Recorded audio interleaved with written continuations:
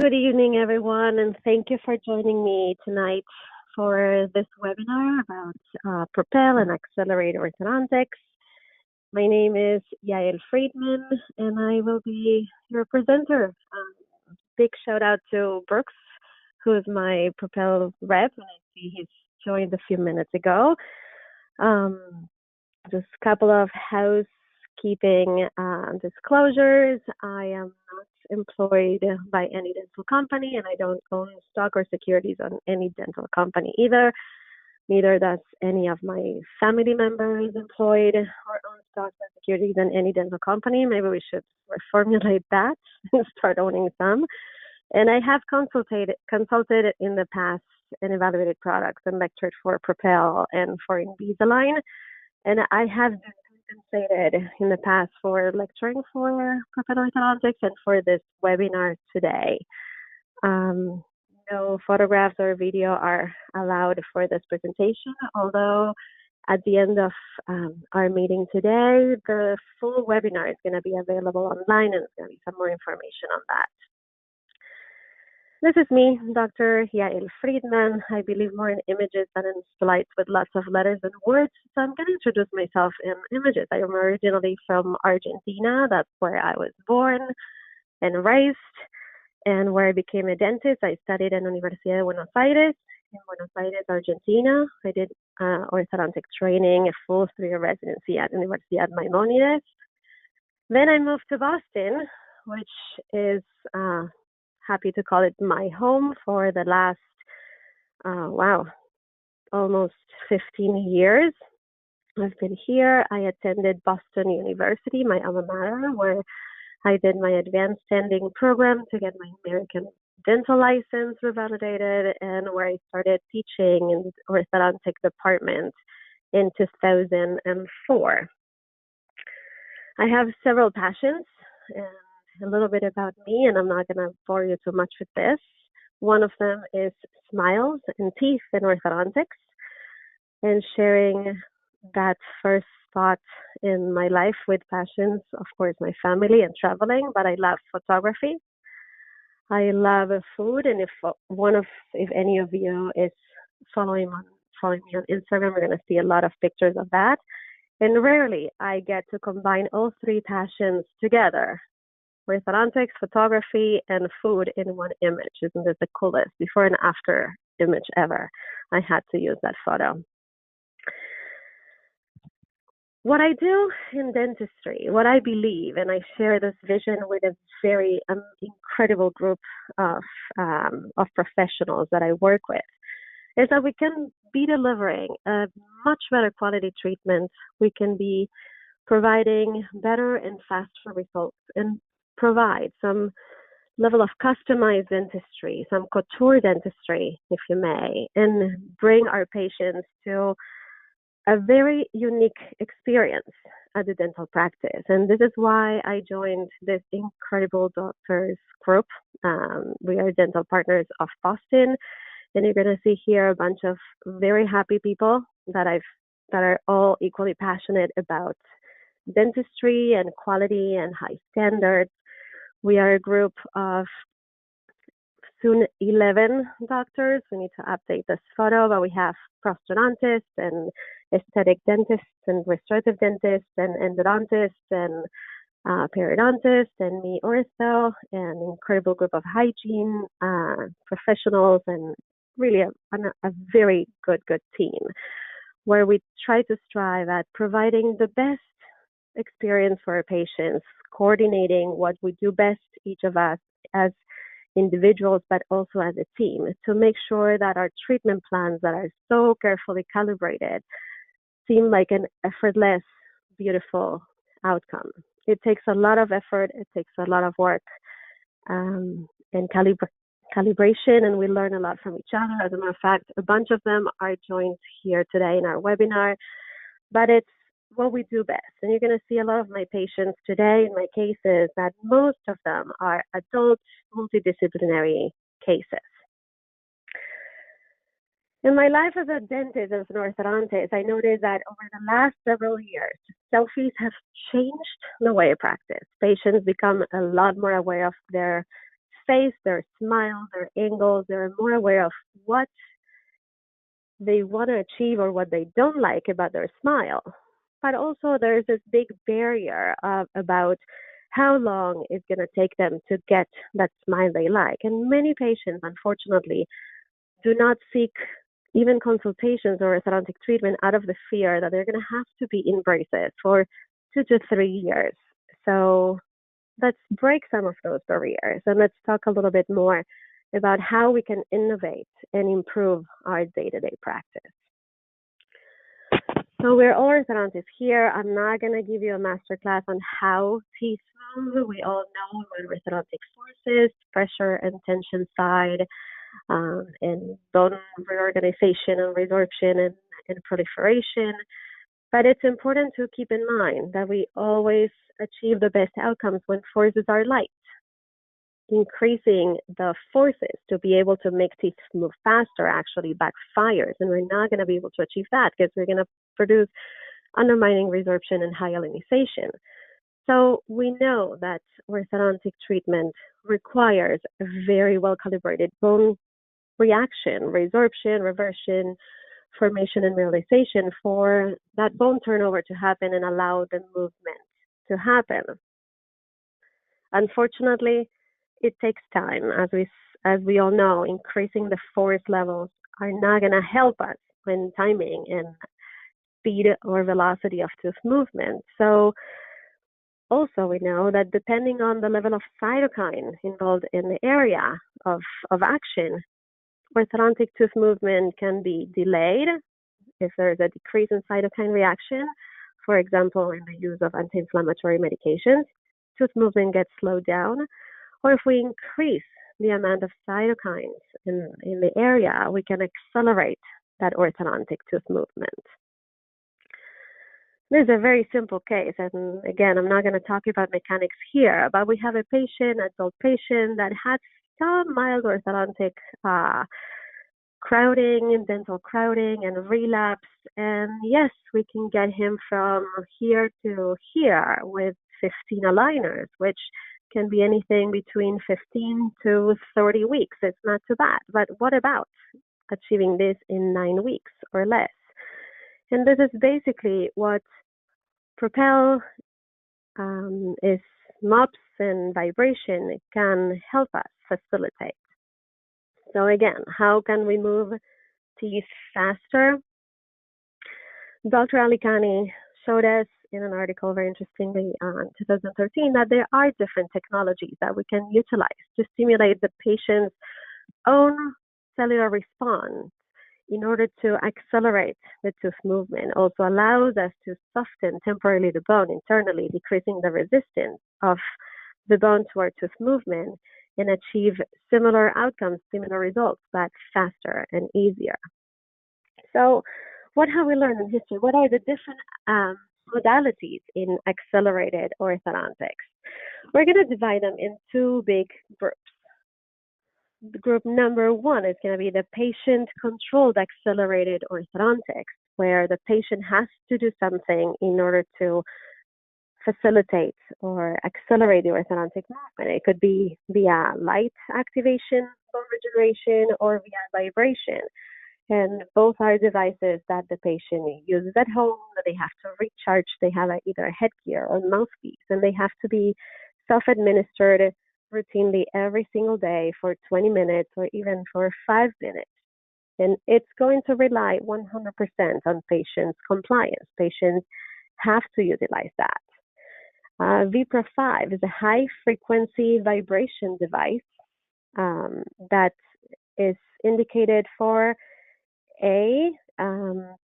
help ensure good aligner seating. It's going to help vibrate the aligners into place, massage them, and help fit the aligners better like a glove, so increase the predictability of those aligners.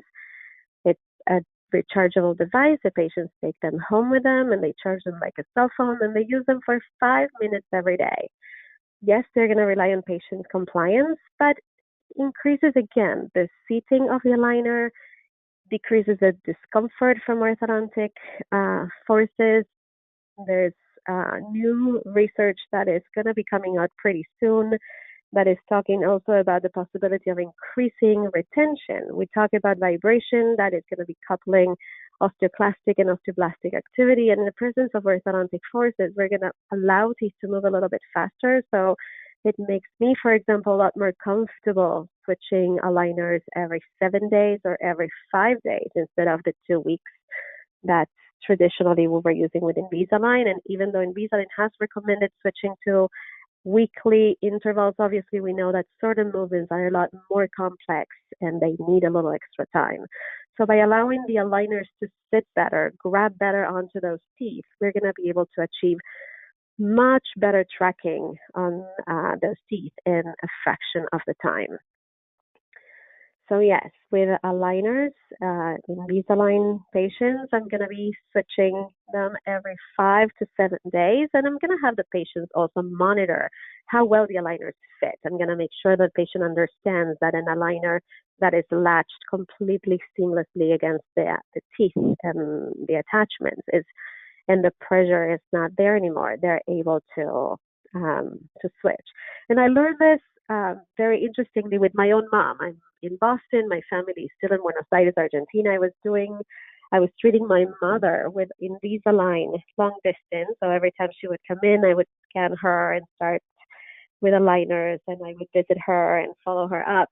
And halfway through, and this was a few years ago, I switched her from Invisalign standalone to the Pro 5.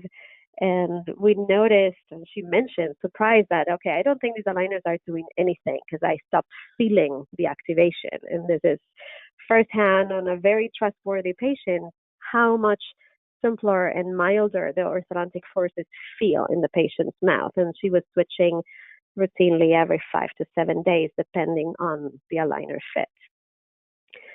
The second group of accelerated or facilitated orthodontics is the doctor-mediated or doctor-controlled procedures. And we go from corticotomy or wilcodontics, that is obviously the most invasive, time-consuming, and higher recovery time, and it has a much higher cost for the patient because the patient has to go through 4 quadrants of periodontal surgery, which can get in the way of patients' finances and treatment, and requires a very well-trained clinician to do that. However, obviously, it has some advantages. If the patient will need some bone grafting, this would be the ideal time for that. I'm not saying that there's no place for that, but absolutely for our day-to-day case, it's a little bit more invasive, especially because of the post-op that the patient is involved with. From there, we go to a little bit more simplified version of the corticotomy, which is PSO surgery, where the surgery itself is less invasive, but still will require either linear vertical incisions or full thickness flaps. And again, cost is going to be high and recovery time can be a little bit higher. Today, we find microinvasive ways of achieving a similar outcome where we still produce injury on the bone surface to promote that bone turnover and acceleratory reaction, but without the discomfort and the lengthy procedure and the recovery that comes attached to the other 2 procedures. It's a much lower cost for the patient. And the beauty is that we are doing it ourselves, and we know where we want to increase the bone turnover or increase the speed of movement, where we want to increase the anchorage as well. Which brings us to our Propel Drivers, our MOP drivers. And Propel has been going through several generations of drivers, and I'm going to talk a little bit about all 3, but then I'm going to show you the ones that I am using currently. And this is the first generation MOP driver, and I think, and this is a very personal opinion, as a woman, I think this was designed for a man's hand because the pen design is a little bit bigger and it's very light, so it doesn't have enough weight to support. However, it's a great way to do single localized, maybe just 1 quadrant or a few areas of MOPs.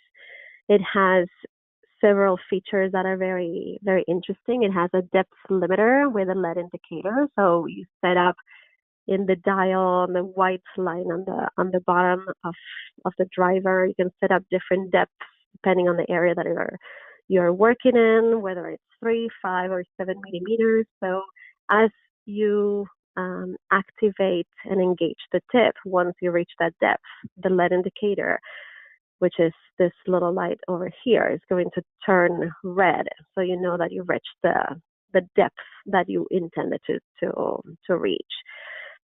It has a steel tip with a very specific pitch between the threads that are very, very sharp.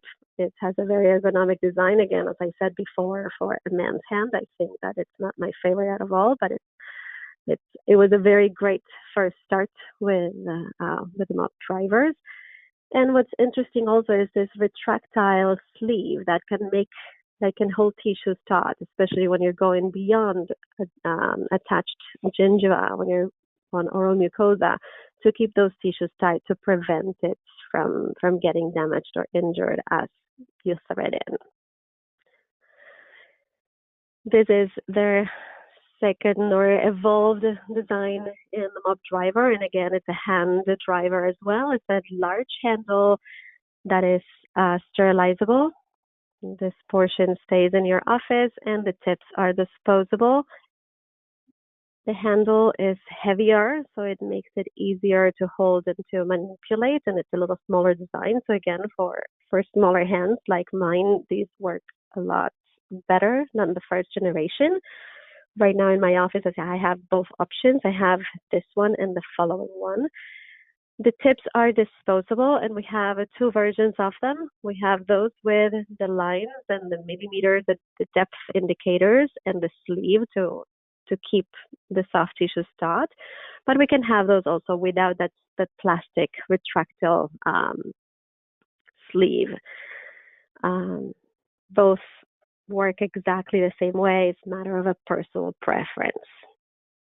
The third option is the power tip and the power driver, the PT driver.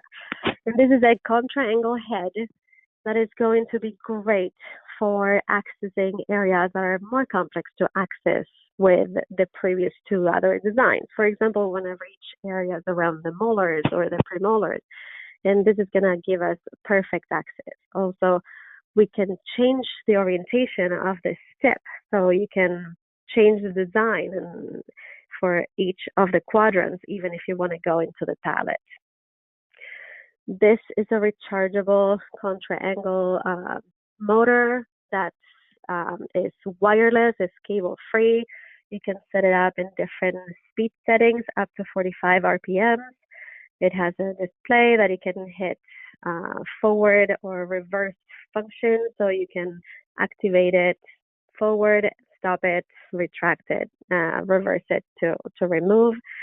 And it's a lot faster than the other two options. The beauty of this is that you can get a lot steadier hand and a lot faster on the patients. Some patients, I had two patients complain that the noise that it makes because of the motor is very threatening or distracting, not threatening, more distracting, but I really like it because if I have to mop a full patient, full 4 quadrants, this is going to get the patient out of the chair a lot faster than if I go manually, and it's going to be also easier on my hands. It's not going to cramp, or there are areas that are a lot harder to micro-perforate by hand, especially on the lower arch. Patients have always questions about this, and a graphic way to explain patients, and again, I strongly believe that one image is worth 1,000 words, is, okay, I tell the patient that imagine trying to move your teeth like navigating a boat in a frozen ocean or a frozen lake. You are trying to navigate, but you have all the ice surrounding you, blocking you from moving anywhere. And this is what teeth need to overcome in order to move throughout the bone. Now imagine the same frozen lake. And if we go in with an ice pick and we break all those ice surfaces with the ice pick into smaller pieces, Now it's so much easier to navigate through them because you have a lot less resistance for that. So basically, patients understand very clearly what the micro-perforations and manual osteoperforations are doing for them. But let's talk a little bit about the science behind this. We learn from the orthopedics world that there's a phenomenon called rapid accelerated phenomenon following bone trauma or bone injury in order to heal bone. It was described first by Dr. Frost in 1981, and it's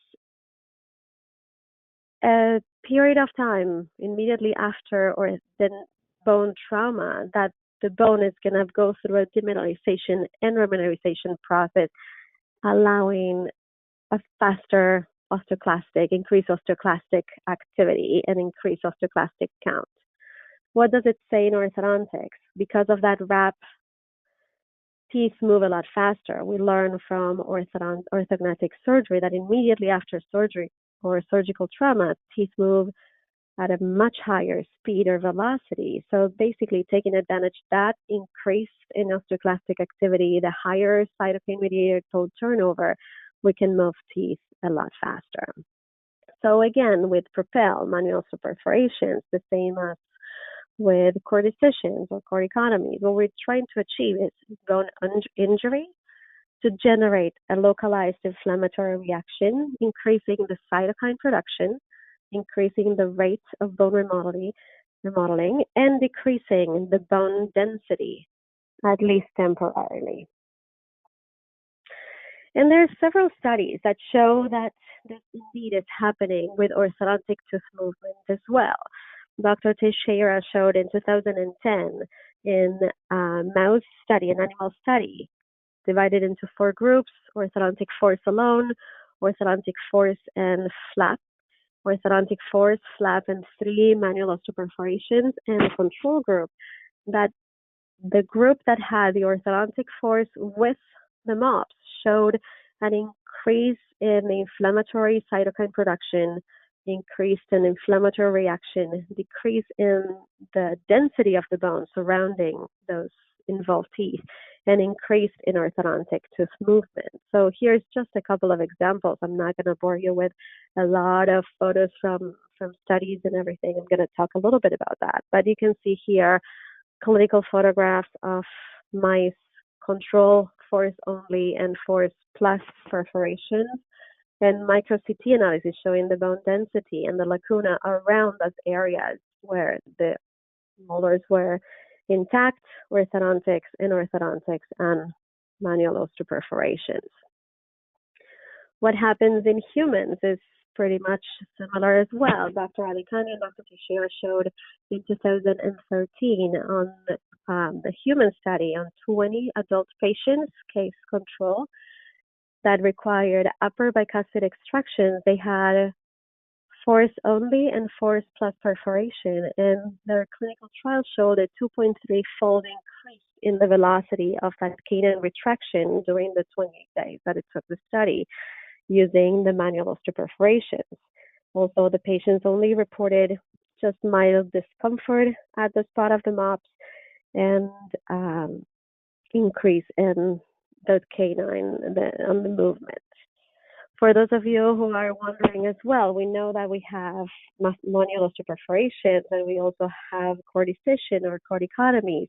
Is there any difference between the two? And Dr. Tsai showed us a couple of years ago in 2016, comparing again in an animal study on 45 mice, that if you compared orthodontic force versus force and core decision or force and MOPs, both core decision and MOPs showed an equal accelerated orthodontic movement and osteoclastic activity, and not much difference between the two groups, between the MOPs and the core decision. So definitely the core decision is a lot more invasive and a lot more time consuming for the patient. So with the MOPs, we can give them a similar rate of acceleration.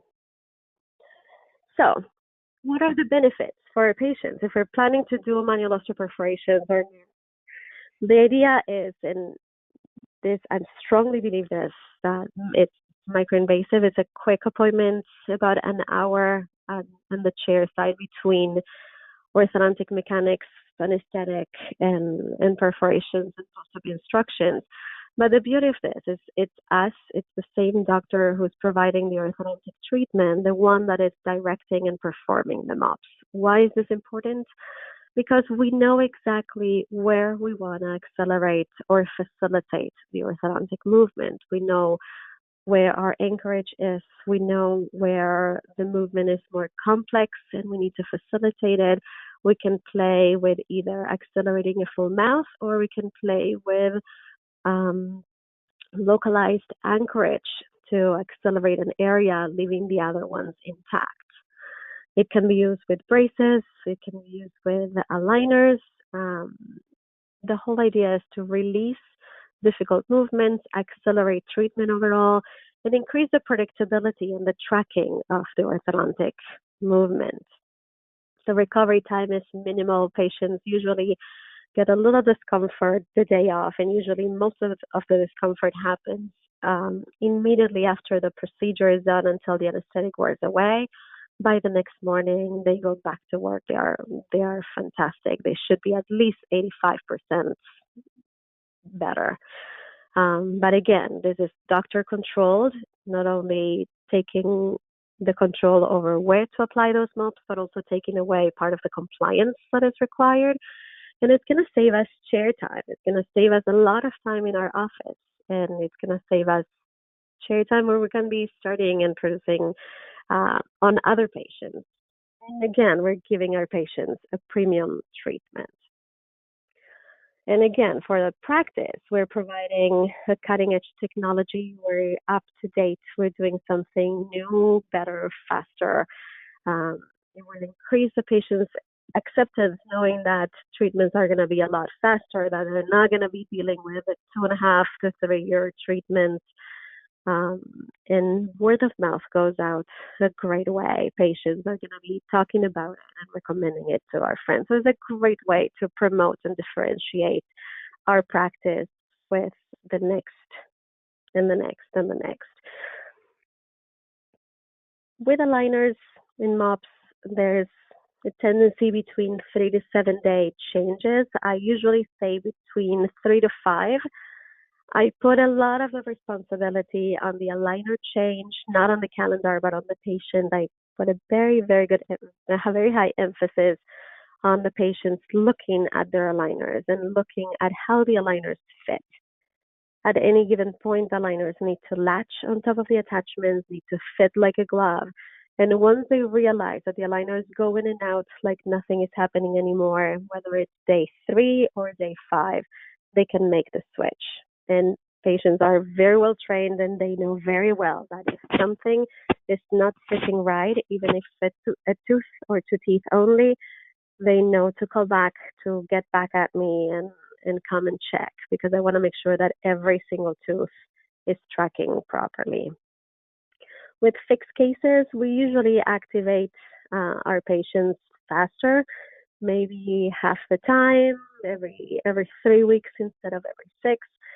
To allow faster wire change and to finish the cases twice as fast.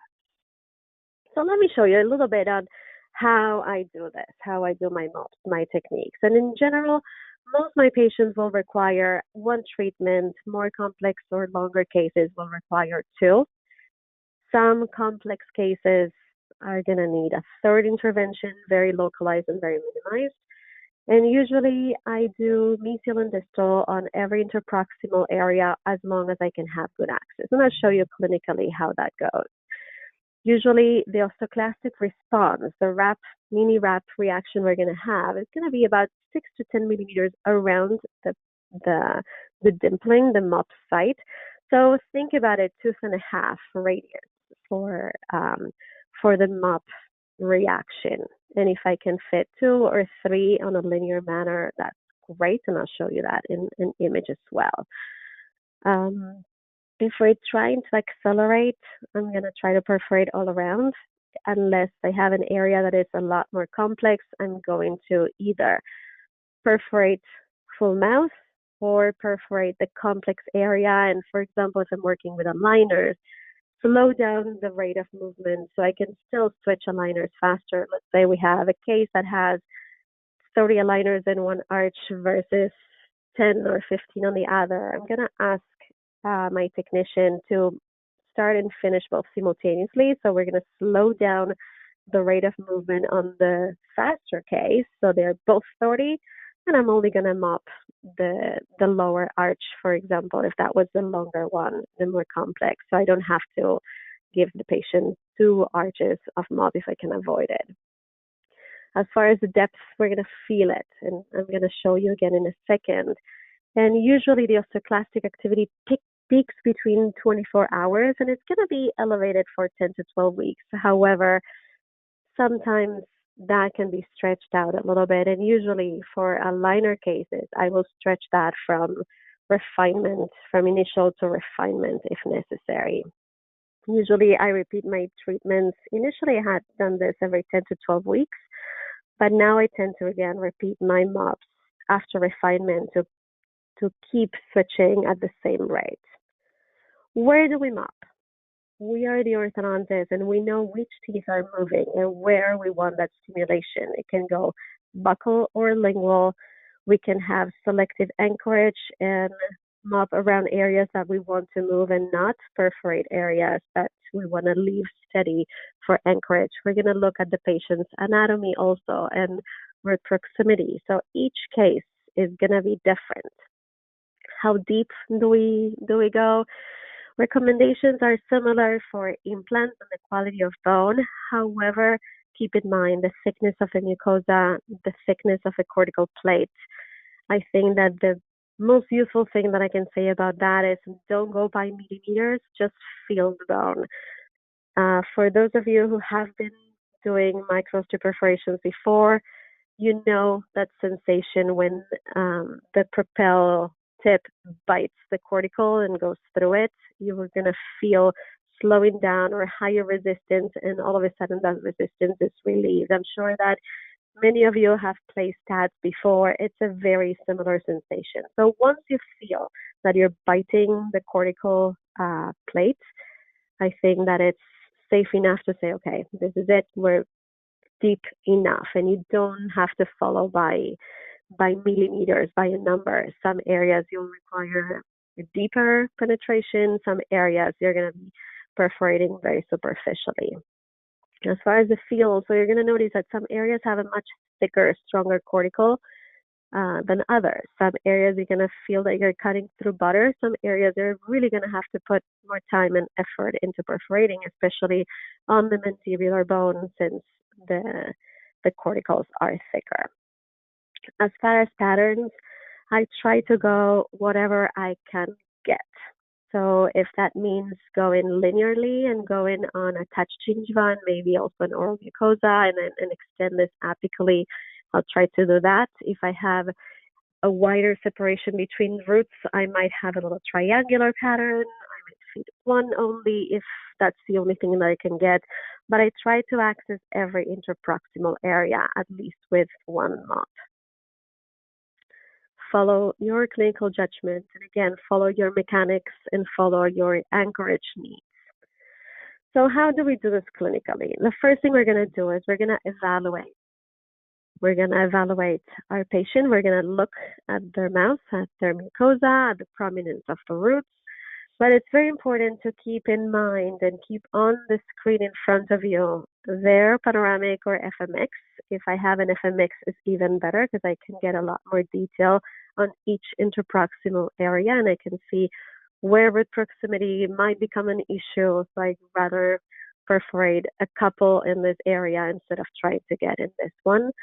And I like having also on my screen the clean check.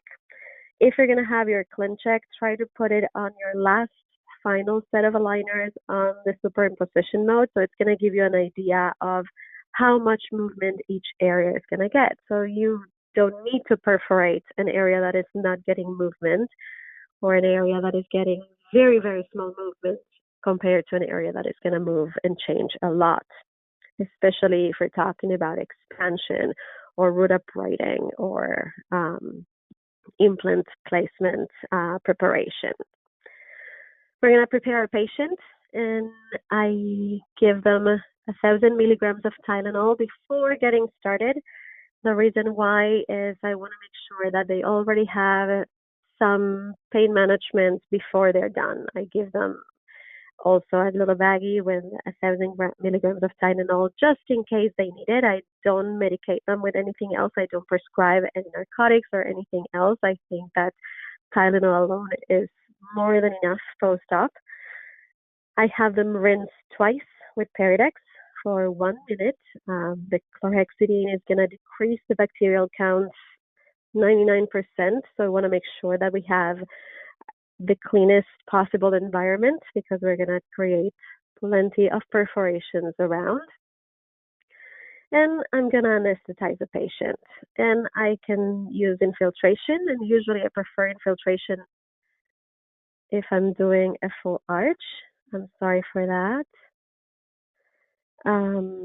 Or if I'm using a single arch or very localized areas, I'm going to use the profound topical anesthetic. And the one that I use today is BTT, which stands for the baddest topical in town.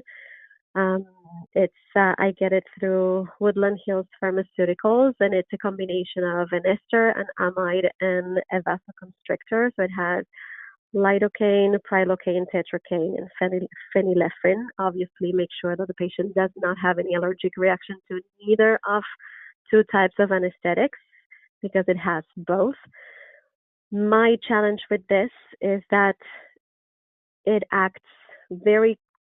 takes 6 minutes to act, but because the vasoconstrictor has a very short action time, it goes away very quickly. So if I'm going to be doing BTT, the topical, profound topical, I'm going to start with my mechanics first and then get the patient ready and numb for the micro-perforations. But if I'm going to be infiltrating, I'm going to anesthetize the patient first, and then I'm going to either do my wire changes or bond attachments, do my mechanics while the anesthetics take, and then we're going to be proceeding with the MOPs. For the BTT, I have a very specific setup. I use the BTT. I have gauze strips that I can apply in the mouth just like that with some anesthetic gel, and I have retractors, and I have the patient in with suction. It's a very strong topical anesthetic, so if the patient swallows it, it's very unpleasant for them. They feel kind of like they're not having an anaphylactic shock, but it feels like the throat is closing or it's hard for them to swallow. So make sure that they don't swallow it. Wipe it gently and rinse and wait for, again, 6 minutes until it fully sets. Immediately after the MOPs, this is what it looks like. There can be a little bit oozing for the next couple of hours, and it's important to keep the patients informed. I have them I take a photo and I show them what it looks like, and I explain to them these little red dots are going to start turning yellowish or grayish. It's your natural plug, your natural band-aid. It's going to heal underneath. If you feel a bloody taste, don't start spitting out. It's just some blood mixed in with your saliva. So I let them know that it's fine. I usually call them the night of or the day after, just to make sure that they're feeling okay. I give them very specific instructions. Usually I tell them to take it easy that afternoon. So whenever we schedule the MOPS appointment, I make sure that they do it either towards the end of the day or they don't have any meetings or very important work to be done right after. If they can go home and take a nap, that's great, because the most uncomfortable portion of treatment, discomfort, is going to be right after treatment, right before the anesthetic fully wears off. They have weird sensation and pressure buildup, and they can even have some headaches. They have to keep in mind that NSAIDs should be completely out of their system for the next few months, not only immediately after the MOPS, but they have to stay away from NSAIDs such as ibuprofen or aspirin, because they're going to counteract the action of the Propel. We try to decrease we try to increase the inflammatory reaction and increase the cytokine production, and Advil or aspirin are going to counteract that. And the rest is typical post-op as any topical anesthetic or infiltration, local anesthetic procedure. Careful not to bite your lips, not to bite your cheeks. Have something cool and soothing. This is very interesting. Dr. Thomas Shipley showed in an article a few years back where he took a few cone beam CBCT scans and showed immediately T0 after MOPs, and you can see very solid perforations right there. And he repeated the scan 6 months later where you can still see some of those MOPs present. Where do I go with this? Typically, or actually in Propel recommends refreshing the perforations every 10 to 12 weeks. And that's what I used to do at the very beginning when I wasn't very sure on how the treatment will track. But clearly, if we have some remnants of those perforations still 6 months later, there's still some residual actions. I'm not going to be repeating as frequently those perforations. I'm going to go by case and how my teeth, my patients are tracking. So let's start talking about some of my clinical cases. And I separated them into the groups, MOPs and vibration. This is my very, very first experience with Propel, with MOPs. And this is a patient that came to me, had just moved to Boston, had been going through orthodontic treatment quite for a while with Invisalign. You can still see there are some attachments placed on lower teeth, and he was trying to get ready to get implants done. He was congenitally missing a canine, and he needed to get an implant, so he was ready to move on. And I was happy to take the case, but when I saw the panoramic X-ray and I saw how convergent those roots were between the lateral incisor and the bicuspid, I broke the news. I can finish your upper, or we can maintain your uppers with retainers, but I think that we're going to be better off with braces. The patient was highly disappointed, but what I told him when I offered it was, okay, let's do this with braces, but I'll make sure that I keep you in braces as least as possible so we can upright those roots, create the space for the implant, and get out as fast as possible. So he agreed, and we started treatment. This is in January. Before getting started, I started with localized lower arch fixed appliances and Propel and manual osteoperforations right away. This is an X-ray taken in February, only a month after we started. This is March, and you can see the layers of cortical and apposition that we're going through. And he had a delacerated root that was challenging to upright. By May, the space was developed already, and the patient was ready to get the implant placed. So that was it. That was when I didn't believe that aligners could achieve this. Today, I would offer something like that with aligners as well. But in 4 months and 1 session of MOPs, we were able to complete the orthodontic treatment, get him in and out of braces very, very quickly. This is Robin. This is a patient of our practice. And today you can see how I do things differently, especially since I have a very different population of patients. Robin came to us looking for some treatment. She had a missing incisor. Actually, this is a canine that was tipped mesially, and not very aesthetic bridge, porcelain fused to metal bridge, and she wanted to change that, and we wanted to give her an implant, but the roots were very converging, and she was not open to the idea of putting fixed appliances on. So I offered her doing this with aligners. Now, in order for me to be able to give aligners here, this required a lot of calibration and teamwork with Dr. O'Toole, who's here probably asking me very inappropriate questions so I can laugh and break out.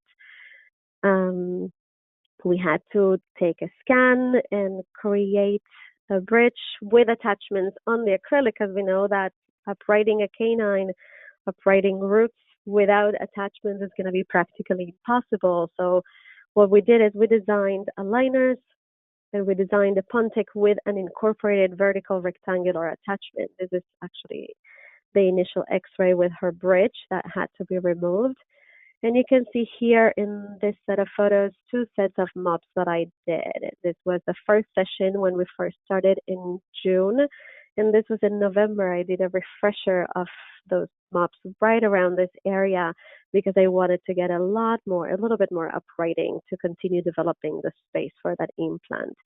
And you can see here 2 Temps, permanently cemented acrylic Temps with attachments built onto them. So it's a solid Temp with an attachment that I had to scan so I could create aligners on top of it. And you can see here the progression. In May, initial PA taken before getting started. This is in September, and you can see some of the space developing and opening up. And this is in February, actually at the beginning of the month, when she was ready to go ahead and plan for that implant placement. Yes, in fixed appliances would have been obviously faster to achieve, but the patient was not open to do this with braces. And I think that we were able to give her something that she could live with. 7 months of aligners, 2 sessions of MOPs, 48 aligners, and root uprighting and root separation. This was my second, actually, Propel case, my second manual osteoperforation case, and we're jumping back to 2013. This patient, I don't know if you guys go through this, but I have this comment almost on every case. I want this, I want this, I want this, but every patient wants the outcome, wants the results, but they have a few buts there. I call it yes, but orthodontics, because they want to get the beautiful smile, they want to get the straight teeth, but they don't want to spend the time in treatment. They don't want to put braces. They don't want to put attachments now because they do the research online on what aligners can do, and they don't want attachments. So it's very important that I set expectations with patients. So what was the but on this particular case? This was July 2013. She was in Boston until December when she was moving to Atlanta to get married, and she wanted to improve her smile.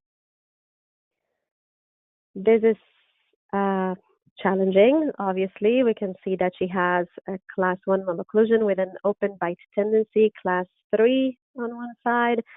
Everybody knows that the minute you put a bracket on, the open bite will fully express itself, and this is going to be definitely more than a 5 or 6 month treatment, something that it will take time to do, whether you want to address it with extractions or non-extraction. Again, this is not about the mechanics, but we all know that this is something that will take time to address. I told her we have a plan, but in order for me to give you what you want, to give you the beautiful full smile and straight smile that you want, we're going to need to do 2 things. Number 1, we need fixed appliances. Number 2, we need micro-osteoperforations. We need to do micro-perforations from day 1 just to get a chance of moving this fast enough so we can get you debonded before you move, before your wedding. So she agreed, and you can see here we have initial wires and we have MOPs. In her particular case, I only did MOPs on the anterior segments, which are the areas that I wanted to move the most. I wanted to use those molars for anchorage. I wanted to limit the bite opening, although we're getting some bite opening happening right there in class 3 increasing. This is August 2013.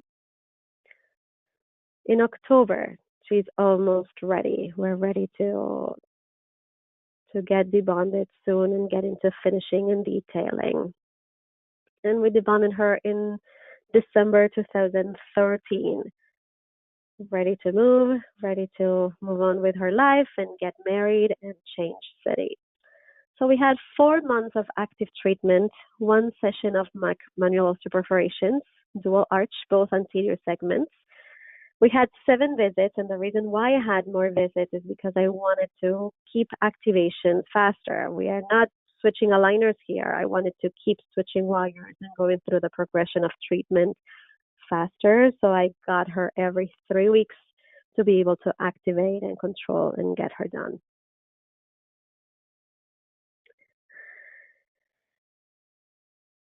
This is my first aligner case with manual perforations, and this is a case that had a few challenges. Dentally, he had a deep bite and a canted arch and some moderate to severe crowding. But another of his limitations or challenges is that he lived half the time in Boston, half the time in Southeast Asia. He was constantly traveling for work, 6 weeks at a time, 2 months at a time. So we had to work with something that wouldn't require a lot of follow-up and risking of emergency visits. So I offered treating him with aligners. We started in December 2014, and in order to go through aligners and facilitate movement, in this case, because we needed to intrude a segment in level occlusal plane, that was the main reason for my MOPs in this case. We had to go through a lot of aligners, aligner 15, and you can see the progression and the alignment and the movement that was happening. 26 aligners by February, and again, this was my first aligner case, so I was switching every 7 days, and as weeks went by and getting closer to the 12-week mark, I would start increasing the interval between aligners, so 7, 8, 10 days. This is where he started. Look at his occlusal plane and the broken curve of Spee. This is my proposed clean check for him with a kind of a reverse curve of Spee type of aligner. This is what I achieved before I took my first refinement with elastics and with micro-perforations. This was pretty close. One of the things that I missed was I should have intruded a little bit more this tooth, but you can see how we went from this broken occlusal plane to that. So this was him in December 2015, progress, 16 months, several aligners, 2 sets of refinements, MOPs, and I added vibration as we started with the refinements. We have some surgical cases. The patient also needed to get the surgery done within 5 months, so she didn't have to lose her deductible. She had another surgery done, so she was ready to move forward, but she wanted to get this done as fast as possible. So we started in June, again, prepared her right the same day of bonding. We did some MOPs so we could accelerate the decompensation so we could go into surgery before December. This is in October 2013, how arches are decompensating. She went into surgery Christmas Eve 2013, and here we have her immediately post-op surgery. Final in 2014, just a couple of months before getting married. She was waiting to finish all this to be able to get married. 10 months, 1 session only, obviously, the surgical the orthodontic surgery act as a major MOP because of the wrap action afterwards. We can also have those cases, surgical cases with aligners. Patients started in 2015 with initial records. We didn't start until June, middle of 2016, where we started and we did MOPs right from the beginning. The patient was ready to go into surgery actually in December, but because her family owns a ski center, she postponed it to February. We had gone through 40 aligners in 8 months. We're getting her set up for surgery with aligners, where we set up with Invisalign retainer, so she would have something a little bit more rigid to go through. This is immediately after surgery. And this is in August when we started with a little refinement scan just to finish detailing the occlusion. But within 13 months, after a 4-month interruption because of work, we were able to go through a lot of aligners, surgery, and refinement. I'm going to go a little faster because we're going to be running short on time, but these are a few cases that we have with braces. And this patient came in, was transferred from Saudi Arabia, moved to Boston to study, and had a canine erupting in the middle of the palates. We started treatment in November, and by January we did MOPs to try to bring that canine to the arch.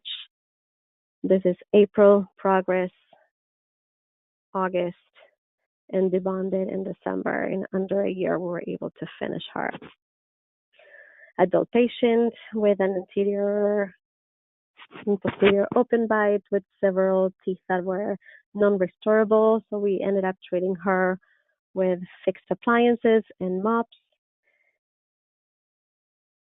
In 15 months and 1 MOP session, we were able to get her complete. This is another of the multidisciplinary cases that we have, and the patient was being planned for comprehensive orthodontic and restorative treatment. And the idea was to improve the gingival alignment, creating a little bit of an open bite to give back the porcelain, the enamel that the patient was losing, and redimension those teeth. And we had a plan for 17 aligners, but we were able to achieve that in 4 months, plus the restorative treatment. So 4 months for 17 aligners, pre-pros, and prosthodontic reconstruction. What about intrusion? This is a challenging movement. Normally we think about intrusion of molars with TADs and fixed appliances, but what about aligners and MOPs? Look at the second molar, how it's touching the ridge. Look at the discrepancy between the marginal ridges. And we can intrude after 15 aligners, level it up, and overcorrect that intrusion so the patient can have an implant restoration right after. This is a plan with aligners in 4.5 months and 31 aligners with 1 session of MOPs. This is the type of intrusion that we're achieving. And as far as multidisciplinary, I have a bunch of cases where we needed to create space and give back lateral incisors. This is one of them. This is an adult patient, skeletal class 3 with maxillary deficiency, congenitally missing number 10 upper left lateral and peg right lateral. You can see how within 8 months we were able to open the space so he could have a positive overjet and restoration of that tooth. Imagine how much longer it would take without having the acceleration. This is another patient, a similar situation. She had a Maryland bridge for many, many years, and she also was debating orthodontics, and she wanted to get an implant. Because this canine was so tipped, it was a lot more logical to mesialize it, tip it medially, and create space to place an implant there. I first saw her years back for a consult. It took her longer to get the treatment actually started than to finish it. 20 aligners, 20 weeks. We went through 29 aligners, and we're focusing MOPs all around this area to facilitate that movement. I worked with elastics as well to compensate or to help with the rotations, but you can see the plan for space opening, how it's tracking really, really well. Obviously, you can see that this tooth is shorter here because I have been adjusting it as we went through because it would interfere with occlusion. But in September 2016, here's the post-op after restorative is complete, after orthodontic is complete. So we had 8 months of active treatment, 48 aligners, 1 set of refinement total, and 2 MOP sessions. So I got greedy. Let's start with more complex space opening for laterals. And this is Adela, which is a dental student. I teach at BU, and she's one of my students, so she came to see me at our practice. Another congenitally missing right lateral incisor, but she wanted to do this with Invisalign. She didn't want to put fixed appliances at all. So we did Invisalign with MOPs, reduced the composite on the canines, and we started opening up the space. 30 aligners later, in 7 months, we are having a nice space developed, working on final details to redistribute the spaces and finishing the canine retraction so we can restore and place the implant there. This is Joanne.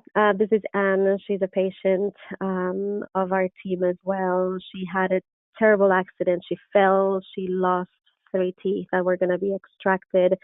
But because of her crowding and protrusion of the lower incisor, we're not able to give her the restorative outcome that we wanted. So the idea was to work on the implants, work on the upper arch while we were working with orthodontic space closure after extraction of a lower incisor. She came in April, very worried and very stressed out about her situation, disheartened completely. Dr. Guzman did a partial extraction, saving a sliver of the root just to try to preserve cortical bone and soft tissues, just to give a much better aesthetic outcome and tissue preservation on those implants. At the same time, we're working on the lower arch. Here is temporized by Dr. Michael O'Toole, and we're closing the space slowly. I did MOPs only on the anterior segments, trying to keep the anchorage on the posteriors. This was in May. By September, the spaces were almost closed. By the time she was ready to restore the implants, her ortho was finished in October. 5 months only. We're still on Temps. In November, she was finalized with individual crowns on every area. The patient was thrilled. Everybody was happy. There were some tears involved, and the patient was delighted to finally finish.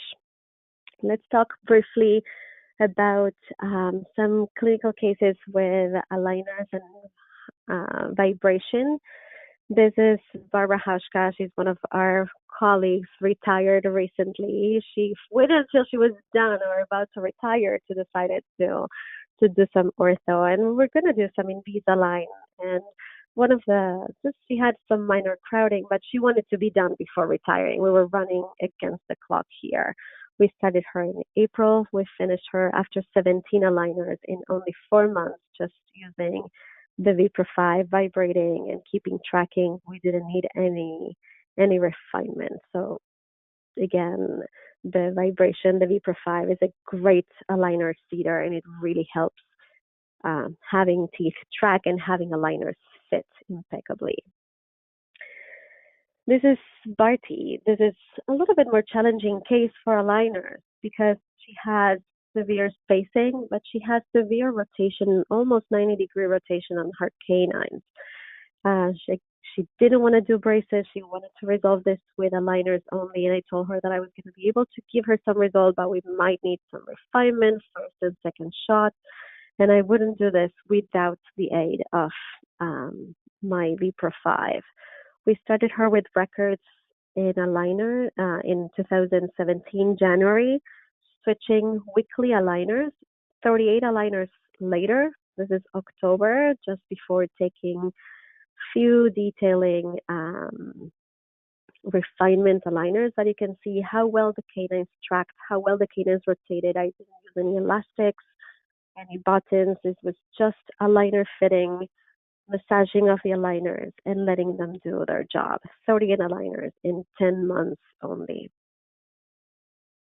This is the proposed treatment, of course, overcompensating, bite opening, and tipping of anterior teeth. But you can see how the space close looks even nicer in the mouth than in the simulation. I love vibration devices for open bites. I find that it's so much easier, so much more predictable. We're not extruding anterior teeth, so we're letting anterior teeth sit where they are while we're inserting posterior teeth and letting that mandible auto-rotate, which is a lot more stable down the line. But this is Jordana.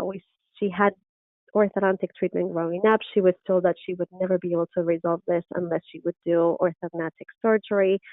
And she gave me a chance, and we're trying to achieve this with aligners and vibration. We started in June last year, and after 21 aligners in October, 21 weeks, you can see how her bite closed, how her mandible auto-rotated forward without having to extrude anterior teeth. There was no extrusion, which means long-term stability for this case. Patients with open bites, I always send them to my functional therapist also, just to retrain the soft tissues on the tongue, because it's a great factor in stability. But without having to extrude anterior teeth, we know that it's going to be a lot more stable. And I'm going to finish with this. This is going to be my last case, which is definitely a challenge. a patient that had a roller coaster of an occlusion, tongue interposition, asymmetrical growth, asymmetrical extractions, and no interest whatsoever in doing braces or surgery. So I offered him. I have been able to close open bites with aligners and with vibration. What about giving it a shot and leaving you a little bit better than I found you? Michael signed on and he agreed, and he was an incredible patient. This took a lot of creativity and a lot of work in the designing of this plan. This is in November 2016. After 24 aligners and 19 refinements, you can see how the mandible has auto-rotated a great deal, how the bite is closing, still challenging, especially on the lower left segment. And this is in May, after second refinement, aligner 16. The patient is able to function, is able to close, and I think he's wearing the same shirt or a very similar shirt as in every photo. We laugh at that together. This is where we started. 16 months later, this is where we finished. You can see even the structure of the face, how it's changing, and the patient is able to function and to chew. We wore 7 days per aligner, vibration every day, and I think a very happy doctor and a very happy patient. And I want to leave you with a phrase that I saw recently. I don't know if everybody got to see The Greatest Showman, but P.D. Barnum said once that the noblest art is that of making others happy. And I would add personally making others smile with a beautiful smile. And to take home, I wanted to remember, this is not about changing your plans and your mechanics. This is your treatment plan. This is your mechanics, but this is applying new technology and science and keeping the same hand standards to produce higher predictability on your cases and giving your patients a premium treatment. I hope you enjoyed the program. If you have any questions, I'm going to go through those in a minute, but take note of my email. Feel free to email me at any point if you have any questions. And if you have any questions, again, let me know. I have a question here that says, what percentage of your patients do you perform MOPs on? That's a great question. And before that, I want to give you a little bit of a heads up. I have a very unique practice. I would say that over 90% of my patients are adults. Most of them want to finish as fast as possible. So today I offer MOPs on every single case, either MOPs or acceleration with vibration. So it's either VPRO 5 or Propel. And I would say that today, at least 70% of them are going with some of that, whether it's a localized MOP for unlocking a very difficult type of movement on a specific area, or a full mouth acceleration. And whether it is a complicated case like the last one I showed you with a massive asymmetric open bite, but also on cases that have 15 aligners and want to be done in just a few weeks because they want to get out of the dental chair as fast as possible. So I do offer it on every single case. It makes my life easier. It makes their cases fly faster. And about 75% of them do accept it, and we go forward. Oh, I kept you a little bit longer. It's 9:10 here in Massachusetts, a few hours earlier in the West Coast. Does anybody have any questions? I only have that one question posted. I'm going to give you a few minutes if you have anything to add or to ask or to say. I'm going to let you know also that this webinar is going to be shortly posted. William is asking, how can we get a copy of the webinar? The webinar is going to be posted through Catapult Education. Thank you all for attending. Thank you all for your attention. What do you charge? And what is my email? I don't charge for email, so you can feel free to email me. I'm just joking. What I charge. So in my practice, I do charge a premium for either version of acceleration. Right now, I charge $1,600 for up to 3 sessions of manual perforations altogether, or for vibration.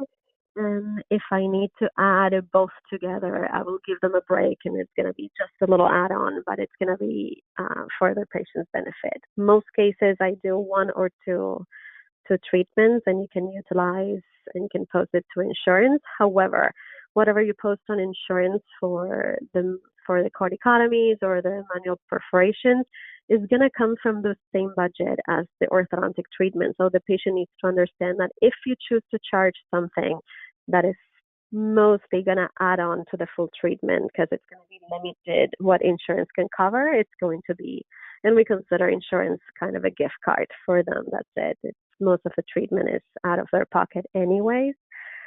I've seen other doctors address this differently, charge individually for MOPs as an additional office visit, charge $500. I personally charge a little bit more, but I have a very catered one-to-one scenario premium manicured type of treatment setting. If you don't have any more questions, it's been a pleasure having you here. Thanks for your attention. Don't be afraid. Start something new and go for it. Thank you all. I'll see you soon, hopefully.